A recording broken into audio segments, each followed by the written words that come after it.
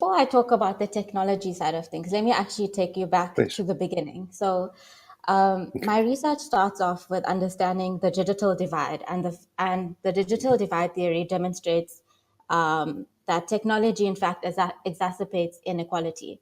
So this started off from the knowledge gap theory in the 1970s, when they talked about newspapers Mm, or magazines and how just access to those things mm, to people who have a higher socioeconomic status, they could make better use of this information. And that would cause a disparity between those of a higher and a lower class. So it's that theory that's now being used in the digital divide. And I just want to add that, like, this theory didn't, or digital divide doesn't just organically happen. Um, it mhm, it was very much influenced by colonialism and and the fact that technology has agency. So when you design mm, something, it's not just a neutral technology. It's not just something that's there. It's designed with a specific purpose or with a specific target audience, and therefore it has an influence, and it can cause further inequality in society if you don't use it well. So it's not that the yes. digital divide just happened. It's very much caused, and it's very much implemented by us. Um, and so another part of this is when you look at MOOCs. So it's massive open online courses. And the idea of MOOCs is to provide openness, but openness Right. has various different levels. And some might argue that MOOCs aren't actually that open. So you have like the first Right. level, which is the legal freedoms, the copyrights, and is it Creative Commons and things like that. And that's normally where people stop. So, if something is just legally free, they consider it to be something that's open. But then I take that to the next level and look at technological freedoms. So the Mm, understanding that something might be accessible, but is it in the right format, or is it okay. if it's in an iPad format or in an Apple Mhm, format, can it be used by other users, or is it backward compatible? So these are all further limitations on what is actual openness. And sorry, I'm just yes. talking about all of this before I get into the Oh, digital I understand. neocolonialism side. So that would be technological freedoms. Does someone have a device? If they do Mhm, have a device, do they know how to mhm, use a device? So these are all mhm, limitations mhm, just in the technological realm. And mhm, the third level of openness is about participation. So you can only really reach true openness if there is true participation and if there's co-creation of knowledge. mm. So for someone just to be an observer and a recipient of knowledge doesn't mean that something is open. So you could use the 5 R's framework here, which is to retain, to redistribute, to reuse, remix, and revive. Remix. Yes. Yeah. Yes. So with that 5 hours framework, if your MOOC or whatever you're doing actually embodies those, then you can say you're becoming open. And open is just one aspect before I even talk about it being decolonized.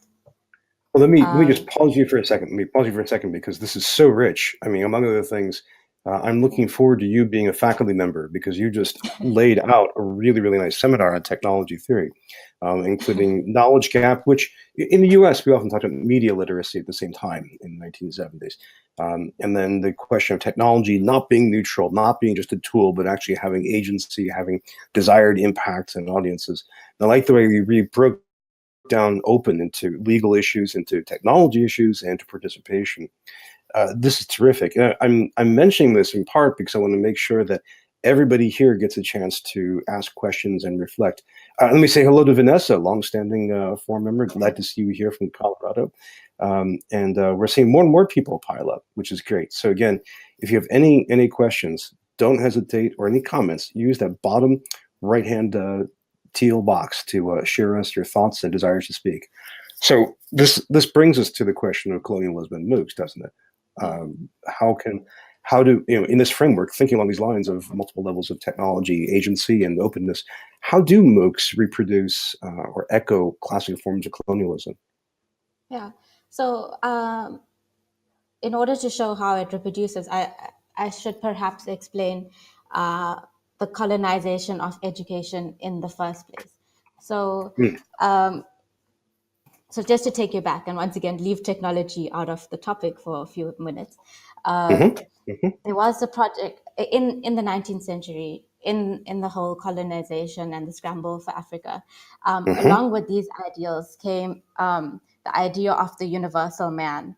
And this was very much a civilization project. So when people look at colonialism, they often focus on the exploitation of labor and land and those aspects. But along with those aspects also came the oppression of the mind and the alienation of one's own self.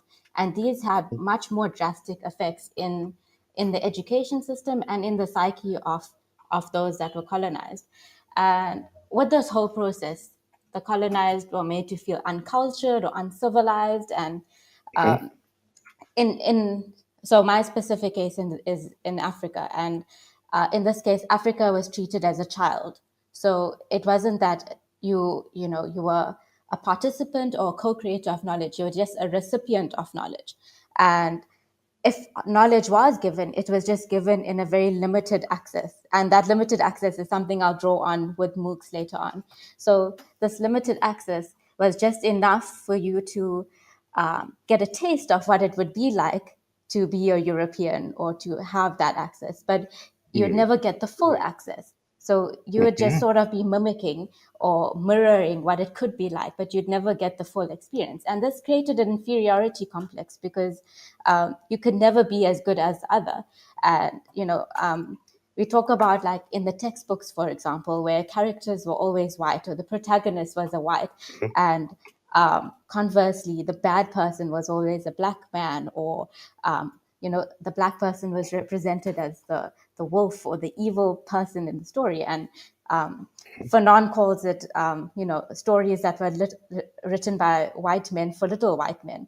So on one hand, you reflect the other is reflected as something bad, but they're also just non-existent in the story. That education is for the other, and they are just utilizing it. So that was sort of how the colonization of education affected us, and a big aspect of that was language. So with the enforcement of English or French or whatever colonial languages was a loss of indigenous culture, and also just the inferiority. So thinking that your culture wasn't good enough and that it should be removed or it should be lessened in order to fit in with the big thing. And that means there was a loss of your own narrative in taking on this European narrative.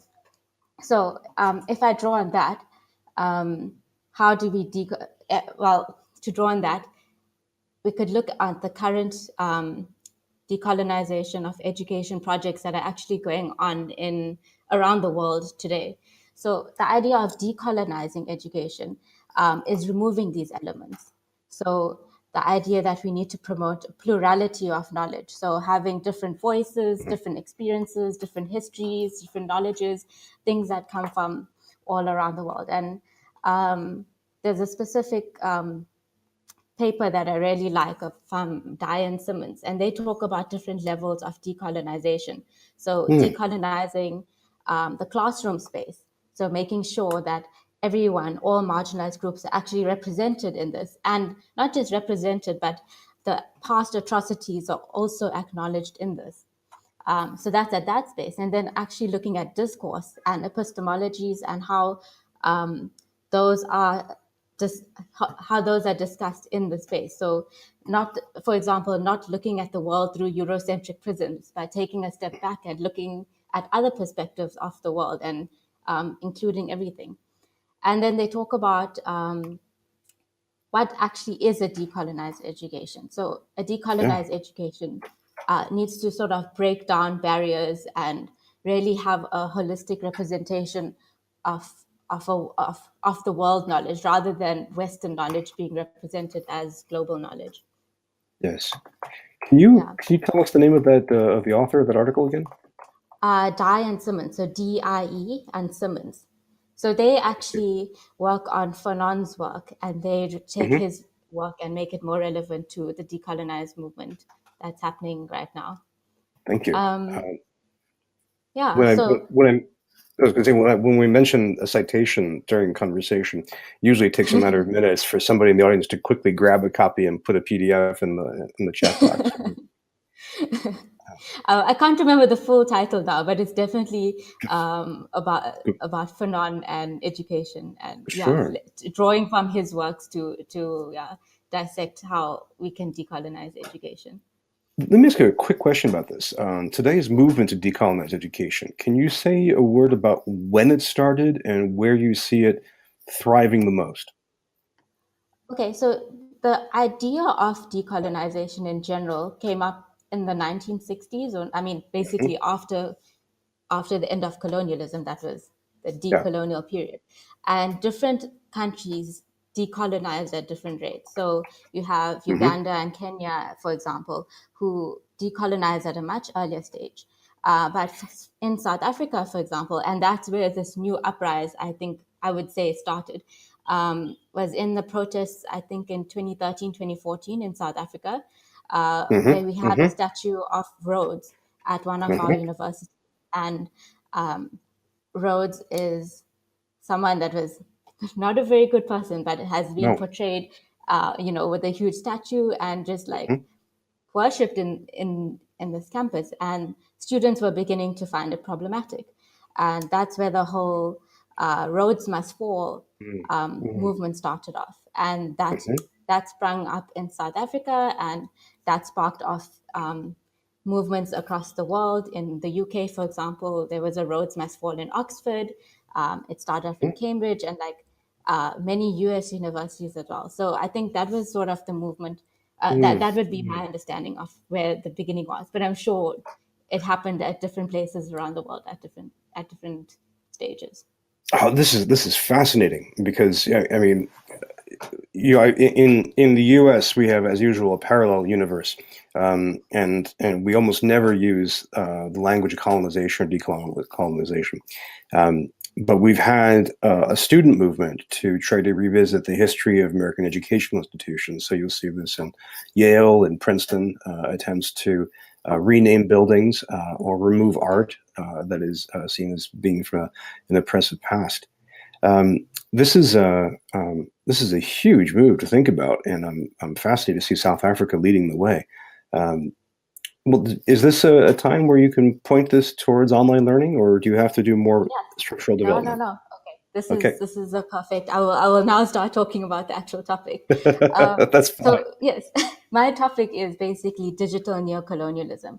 So this is basically the idea of using technology and the internet by hegemonic powers or by Western or European powers as a means of indirect rule or control over marginalized groups or countries. So in this version that I present, it's more about globalization, and it's more about institutions or corporates that are colonizing rather than a country. And it's moving away from the colonization of geographic space to the colonization of virtual space.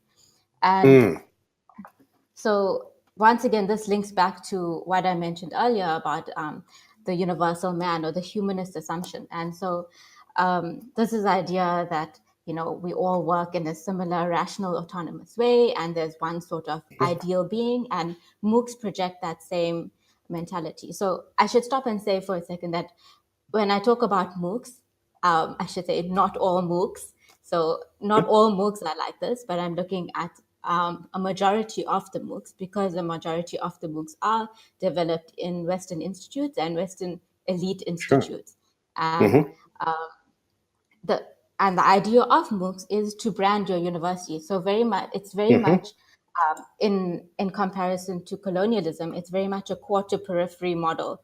So it's starting off in some elite university and trying to spread the knowledge around the world. And this knowledge is very much a standardized knowledge that's delivered in a unidirectional way to a diverse pool of complex and global participants. So there's one, like, now I can link back to when I talked about openness and about the idea of participation and interaction. And you see that in these models, it's very much just a dissemination of knowledge, and we're going to tell you how this works. And now when you look at the internet, there are more, for example, in Ghana, there are more articles written about it, or online articles written about it from outside of the country than inside the country itself. So there's more people writing Wow. about the country than them than them writing about themselves. And this is quite problematic because who is writing their narrative? It's someone else that's telling their story. So the internet Yeah. Yeah. is a very biased place, and you can link that back to like very Orientalist thought, where you know Hmm. it's sort of Hmm. the West writing about what happens in other places, and they dictate how knowledge is learned. Now, further than that is the idea that as these online courses, specifically with MOOCs, become so dominant, it is actually detrimental to local and indigenous knowledges. So in these local knowledges, if they're not online, they slowly disappear. And the problem is not just with the people creating the MOOCs, but also with the developing world who, in their inferiority complex, just wants to aspire to be like the West. And so if there's an online course, that means everyone's going to want to do the course that comes from Harvard and MIT at the Hmm. loss of their local and indigenous knowledges. So it poses a really, really big problem in society. So what my research is about is promoting African MOOCs and promoting local Hmm. knowledges. And Hmm. I've come across such incredible things. I've been looking at a MOOC made in South Africa about extinctions and past and present extinctions, and like I mean, amazing, if like dinosaurs from South Africa. You'd never really hear this, or local innovations and things like that. So but that's so so crazy. Since so much of yeah, the the origin of the human race is Africa, and there's so much fantastic archaeology there. What? yeah, What oh, that's great. yeah. These are. So Go ahead. Sorry. yeah, so this just causes a very big problem in society, and we need to sort of promote Yes. these countries to not just accept what's happening. So it's a two-way process. It's all on one side, we need to decolonize all MOOCs, irrespective of where they come from, but then also promote local and indigenous communities in developing countries to promote their local knowledge and have that in an online space. And that also comes down to the way we understand what knowledge is, because currently who we define as or what we define as knowledge is still defined by Western narrative. So, for Yes. example, written sources are very strongly encouraged, Hmm. and oral traditions are not something that's represented. So, with MOOCs, we have the potential to put forward oral traditions and show different ways of learning. And these different pedagogies also need to be brought forward. So, it's not just about the content, but it's also about the way in which we teach the content that needs to be Well, changed. what would some of those pedagogies look like? Yeah, well, so for example, um, in my research, I'm looking at like well, it's called the transformative paradigm, but Hmm. it really promotes the local voice, and it's very much a ground up approach. So Hmm. instead of just like referring to experts and other knowledge people who are highly qualified, actually going onto the ground and learning from the local voices. So, for example, from the San communities in South Africa, or Hmm. from the people on the ground. And I think a lot of the time we box education into what happens in the classroom. And if you just Hmm. look across the African continent, we have the most amazing innovations that just happen all around, because we lack resources. We become much more innovative, Hmm. and Hmm. innovations exist, but they're sort of not defined as knowledge because they don't happen in a formal institute the way it does in the West. So that would be an example. And then there's also very much learning by doing examples. So just like experiential learning, or another big aspect is the community versus individual. So Hmm. in a Western narrative, and also in a very much a MOOC narrative, it's very much Hmm. about the individual. And Hmm. it's sort of a very binary thing. You have to do well, which means someone else can't do well. You have to beat them in Hmm. order for you to Hmm. progress. But in a lot of other communities or in other traditions, it's very much a community mentality. So that's another aspect that I want to bring into MOOCs from an African perspective, is bringing back the community in MOOCs. Because right now they seemingly exist, but they don't actually have that community Right. narrative. Yeah. Right. I was taking a MOOC on language learning, and it was very interesting. It was a language I wanted to learn, and the technical quality was very good. I mean, all the verbs, the adjectives. I mean, it was nicely set up, the grammar, the vocabulary. But I was feeling really isolated in it. There was at times we had the chance to have a conversation with co-learners, but there were 75,000 of them, and it was really impossible to do that. And it was chilly as an atmosphere. But this is me asking questions. This is me talking. I need.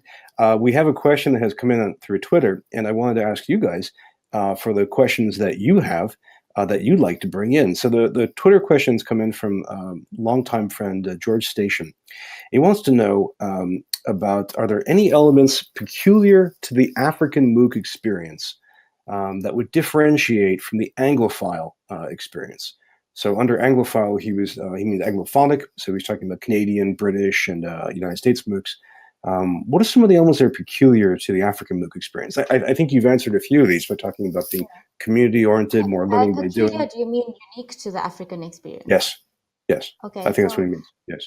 I think I could actually talk about what I was going to say, which was the third angle. So I look at MOOCs when I evaluate them. I look at them from content, pedagogy, and technology. And so I hadn't touched on the third one yet, which is how MOOCs are actually adapted to technologically adapted to developing country contexts. So this would mean having offline versions or downloadable content or shorter videos, having subtitles for different languages, having sign language, having these different elements that would actually make it accessible, because resource and infrastructure constraints are the biggest constraints.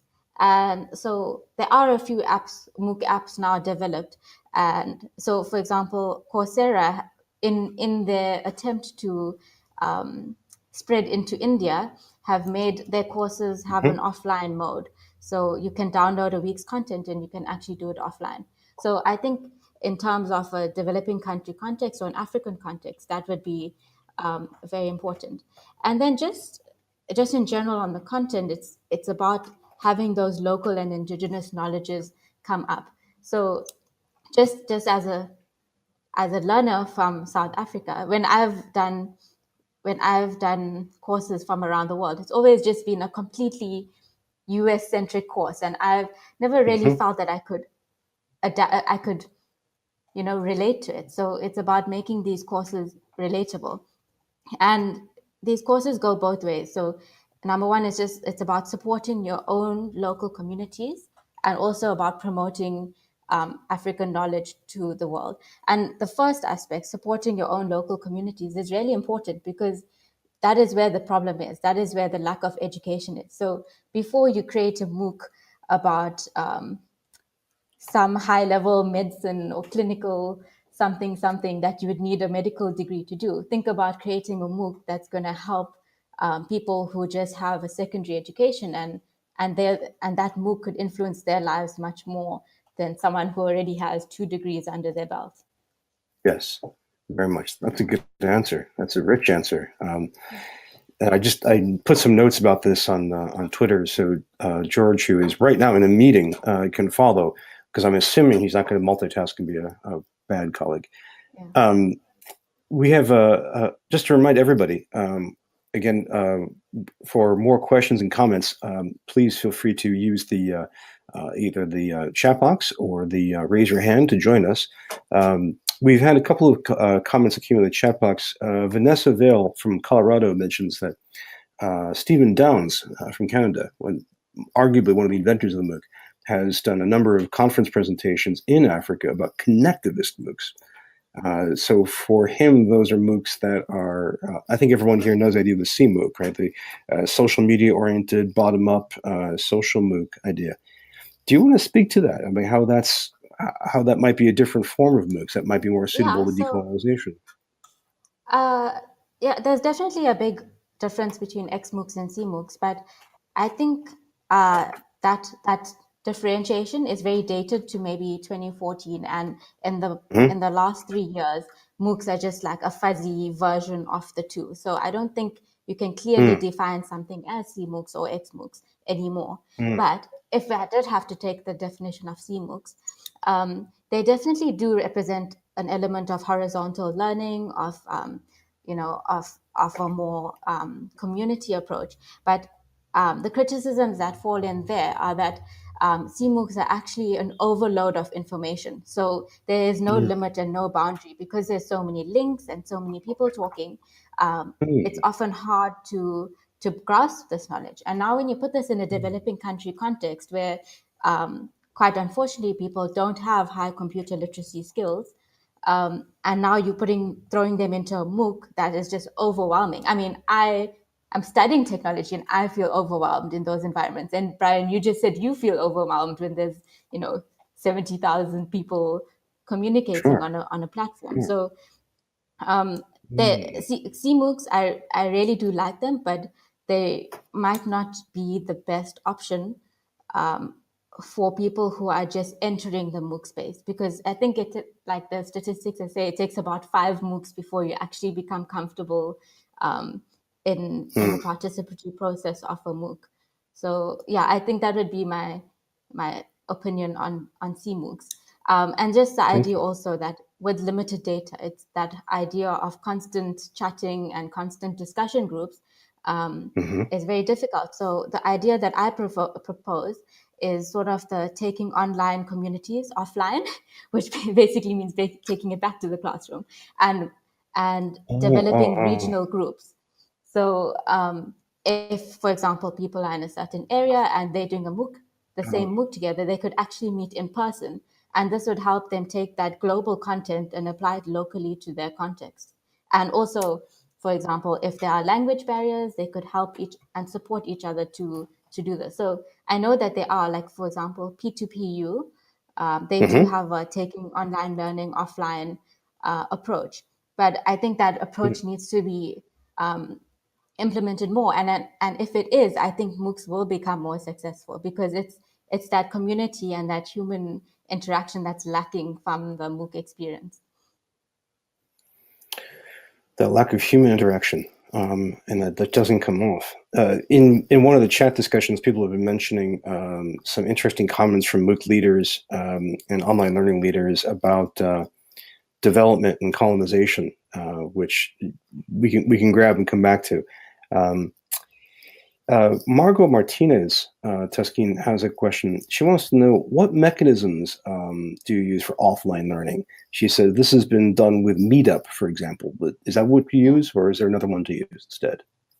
So in terms of mechanisms, I guess things like that would work. But also, I think working the other way around. So rather taking a MOOC to a community, a local community, and introducing it to that community and saying, why don't you do this group? So this MOOC. So it would almost start off as in having the venue and then inviting people from the community to do that MOOC.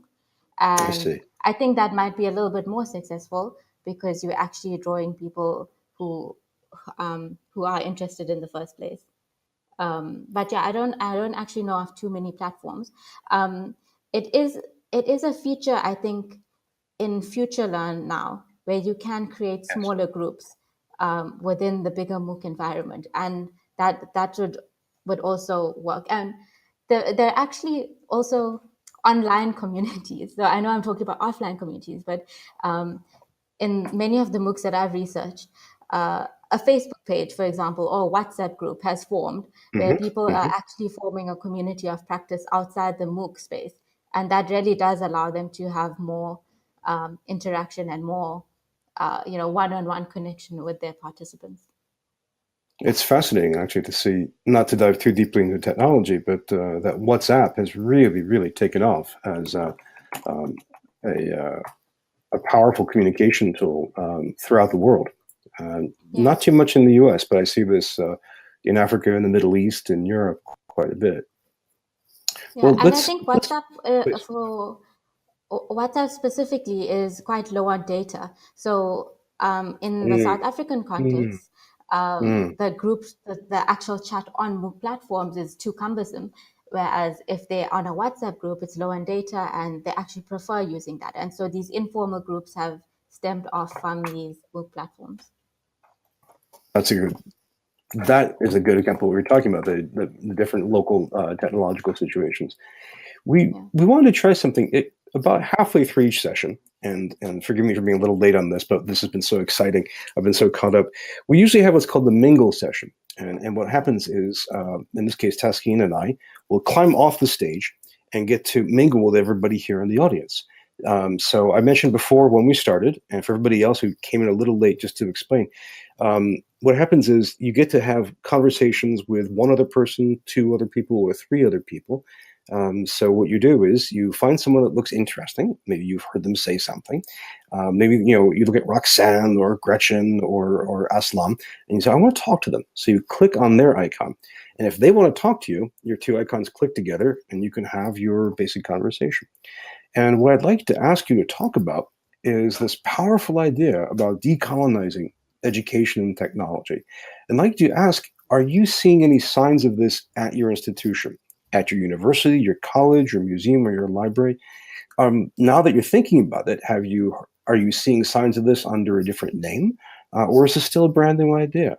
So let's just take 5 minutes and let's just talk to each other about where you see decolonization beginning to impact education and technology where you are. And if you get excited about this, we can bring you back up on stage to join Taskeen and I, and we'll get back together in about 5 minutes. Okay? So Christopher, why don't you throw us into the crowd? So this is one of the things I love about these forum sessions. If you look around, you see these clumps of discussion of people. We've got Roxanne, Gretchen, Helen, and Taskeen together. And then I just got to meet Aslam, who I've never met before, who has fantastic ideas. And let's just follow up on this a bit more.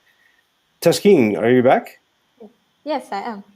Fantastic. Let me introduce you to Aslam, who is coming to you from Vancouver, from British Columbia. Hi, it's nice to meet you. Hi, Aslam. Nice to meet you for the first time online. Well, this is Aslam and I go way back. So. Oh, I didn't know. Okay. Well, I'm glad to introduce you. Next time I'll introduce a married couple to each other. I have to say, when we were started talking, Tusky and I thought that we would have these conversations about decolonialization. But Islam pointed out to the opposite. He pointed the kind of resurgence of colonial thinking in higher education. And Islam, I'm going to get this wrong. Please forgive me if I do. You were saying that institutions were trying to reassert their authority in more traditional ways, especially in the United States and in Canada. Is that right? Or am I misphrasing you? I think that the university space is interesting. And I think that after MOOCs, we saw universities kind of have a scramble about what their place in the world is and try very hard to assert themselves as having a value proposition to offer. And that was largely based on like the strength and credibility of their name and their brand and the people that they attract, and to an extent like the student life experience that universities can offer that sitting behind a laptop and doing some online courses couldn't. And I see decolonialism and decoloniality presenting a similar threat to this established institution, where they now see themselves as coming under threat, that if we are to decolonize education, what does that mean for our business model? What does that mean for job security for people that have invested their entire lives in the institution of a university? Sure. So I think that I haven't seen any universities that really dive in and embrace decoloniality, decolonial thought, apart from maybe one or two faculty members who believe very strongly in it and they'll push it forward. But on the whole, universities have been reluctant to engage. I think when we think about like what is the starting point for decolonialism, and I think UNISA in South Africa, which is a non-conforming university because it's a huge, massive, mostly correspondence university, they were amongst the first to lay the intellectual foundations for decolonial movements in South Africa through the summer and winter schools that they would offer in decoloniality. And I think this dates back almost 10 years. Yeah, I absolutely agree with everything Aslam is saying. And I actually, the thing I've been thinking about a lot these days is the fact that we need to decolonize the decolonial process. And that sounds a little bit like a mouthful, but in my research, I've been interviewing, different lecturers or different departments, and it actually looks like the decolonial process is once again being usurped by top management or higher agendas. And so I mean, if something needs to be truly decolonized, it really needs to include the marginalized voice or the oppressed group.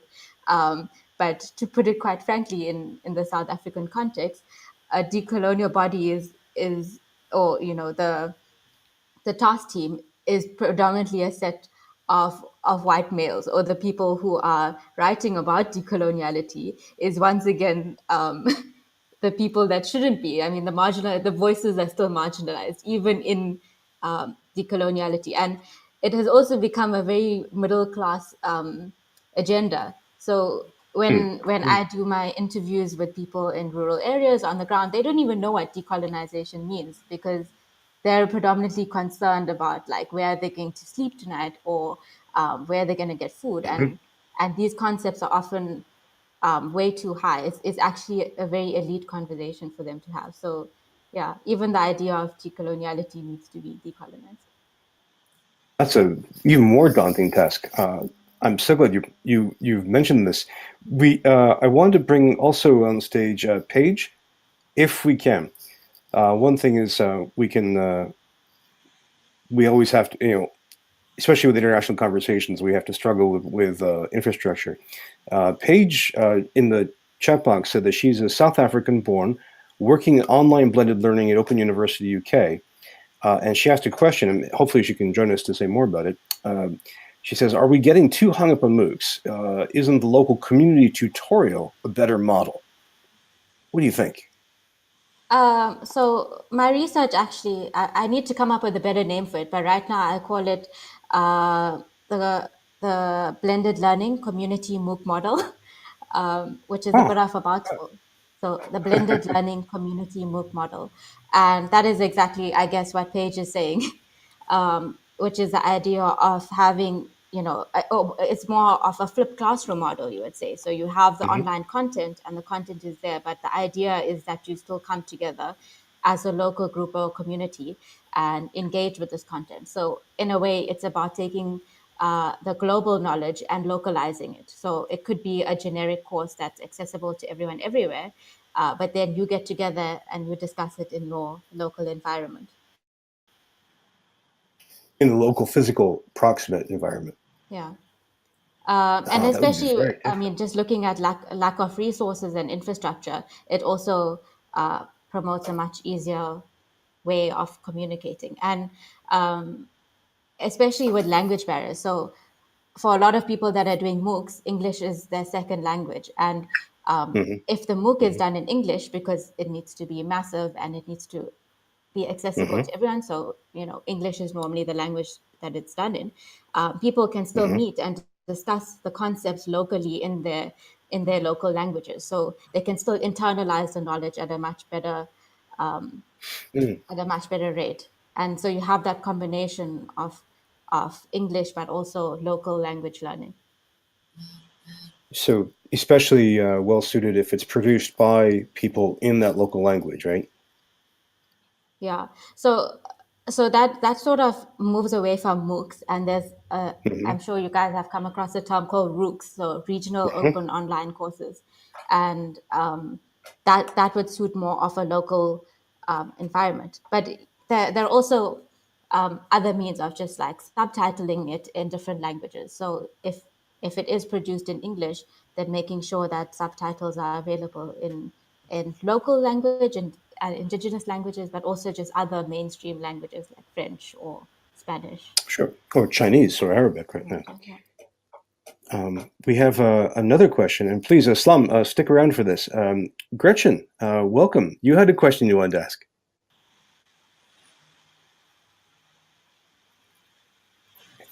Gretchen is muted. I think her audio is off. Gretchen, you need to unmute your mic. So just Okay, take your... there it is. Perfect.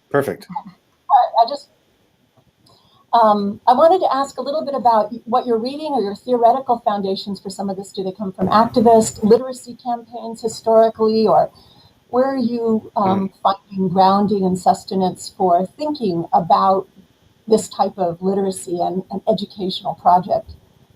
Okay. So I think most of my grounding is in post-colonial thought. So that would be like the works of Fanon, Homi Bhabha, Mamdani. So these are all people that have written about colonialism, and that's where I drew my comparisons. And Paulo Freire writes about pedagogy of the oppressed. So that's something that I've linked on. But there's actually a very small little book, or PhD actually, it's not very little, by someone called Knox, and he writes about MOOCs and post-humanism, and it's a real very confusing book, but it actually was something that stimulated all of these ideas in me, because that in his work, he talked about MOOCs, but also artificial intelligence and an agency of MOOCs. So how they themselves have, like, that technology and MOOCs themselves have agency, and how that can affect learning, and who gets noticed and who doesn't. And also just the ideas of, breaking norms. Like, we talked about participation earlier, and in MOOCs, people that often sit quietly in the background are called lurkers, and that's a very negative connotation. So Knox talks about this, and it's like, why are we giving them a negative connotation, where if that is their way of learning? So if someone in a physical classroom had to sit quietly and that was their means of learning, do we really want to criticize them for that? So he sort of turns the measurements of MOOCs and what we consider success in MOOCs, he turns that on its head. And that was quite interesting for me. Well, that's great. What a good question, Gretchen. I think the Future Transform syllabus is going to be the size of a small library pretty quickly. Taskeen, who's the author? Was it Knox for this? Knox, so J Knox, and it's called Posthumanism and MOOCs. Thank you. Margot had a question on that. And see, I mentioned the minute you said this, someone dug up, found the full name, Jeremy Knox. We're good to go. We have time in Edinburgh. This is, again, a multinational conversation. We had one quick question that came from text that I just wanted to relay, which is from Vanessa Vale, who asks, you in particular, Taskeen, do you know Maha Bali at American University of Cairo? I don't, but I'd be happy to be connected with her. Absolutely. She is a passionate advocate, faculty member who studies educational technology and inequality, is a major advocate for marginalized voices and colonial voices. Just a terrific person. I feel like connecting the two of you is like taking two enormously powerful dynamos and bringing them into the same room. So I don't know if the world could take it, but I'm glad to see it happen. Yeah, that would be great. Thanks. I hate to say it, but we are out of time, friends. We're just shot past 3 o'clock Eastern time, and I know it's still early in the day for you. Well, roughly speaking, Islam, but for you, Taskeen, this is almost time for bed. So Yes, it is. I have to thank you so much for being a fantastically stimulating guest. Your work is so vitally important and gives us all so many great new perspectives on education technology globally that I think is just indispensable. So I want to just really thank you for all of your generous contributions. It's a pleasure, and I hope that my insights will help everyone to think about their own work and how to decolonize whatever curriculum or whatever content that they're designing, or whatever educational technology space that they're working in. I think so. I think so. Well, thank you so much. I need to kick everybody off the stage for a second so I can put up the final slide. But let me thank you again, and Gretchen and Aslam, thank you for coming up and for talking with us. I'm so glad. Ramadan Mubarak. Okay, Ramadan Mubarak. Bye. So on for next week. Let's just look ahead quickly, and we have to change gears and think about a different project. Next week, we're going to have the founder of Mission U. Adam Brown is a fascinating fellow, an author and a startup innovator. And Mission U is an enormously controversial new educational project that combines a whole variety of features that we've talked about before on the forum, along with some new ones. It's a one-year undergraduate program closely tied to business, aimed at getting undergraduate students quickly into the marketplace with tangible skills. I think it's going to be a fascinating conversation. Please come by. In between now and next week, you have more reading to do because our book club continues to progress through Tressie McMillan Cottom's Lower Ed. Passionate, fascinating, very, very informative book. We're going to be moving on to the next chapter on Monday. So please join us. If you haven't had a chance to so far, go to the URL here. It's brianalexander.org/tag/lower ed. You can find our schedule and post about previous chapters. And in the meantime, if you would like to see more about all of this, if you'd like to learn more about either the Future Trends Project, go to ftt.u.us, or if you'd like to learn more about Shindig, go to shindig.com. And in the meantime, have a great week. Thank you for your time, and we'll see you soon. Bye-bye.